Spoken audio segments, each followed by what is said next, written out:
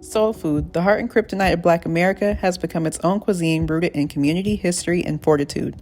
The smell of fried anything and the ooey gooey goodness of mac and cheese permeates your senses as it sits on your grandmother's stovetop, bringing a sense of joy and comfort in which all Black Americans can relate. The expression soul food originated in the mid-1960s when soul was a common word used to describe African American culture. But what even is African American culture? After all, Africa and America are two continents that seem to want nothing to do with Black people as they struggle to find community and identity in both locations. Soul food originated in the home cooking of the rural South using locally raised or gathered foods and other inexpensive ingredients. Soul food was a punishment. Many of the foods integral to the cuisine originate from the limited rations given to enslaved people by their planters and masters. Most enslaved people needed to consume a high-calorie diet to replenish the calories spent working long days in the fields or performing other physically arduous tasks, hence the reason why most of soul food today is high in fat, high in sodium, high in sugar, and high in calories. Other processed foods are also a part of the standard Shemetic diet. Statistics also show that fast food consumption among adults in the U.S. is high, particularly among Shemetic people. Studies show that low-income households tend to eat less nutritious diets than other households. Statistics show that U.S. food companies disproportionately target Shemetic consumers with marketing for high-calorie, low-nutrition products. 1 out of every 5 Shemetic households is situated in a food desert, which means that a supermarket is more than 1 mile away in an urban area or more than 10 miles away in a rural area.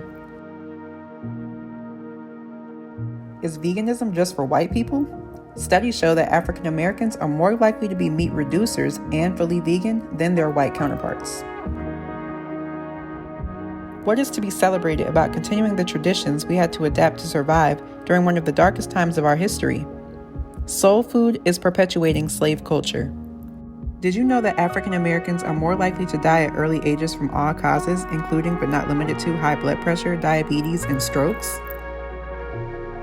The standard Shemetic diet promotes the reliance on pharmaceutical drugs, and we all know how Big Pharma loves keeping us sick.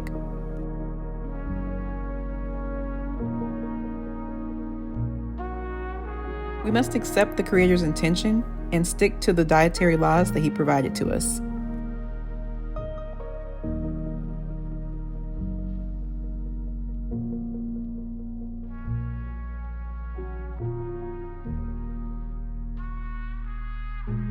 If Shemetic people have a 19.5% poverty rate, yet have a collective economic power almost $1 trillion, what does that tell you?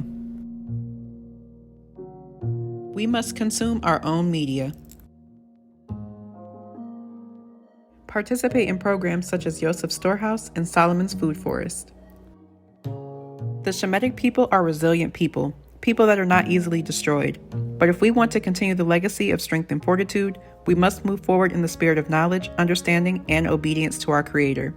We've been given a guide to live by, and if we choose to ignore those set-apart rules and standards, it could just mean the end of our legacy.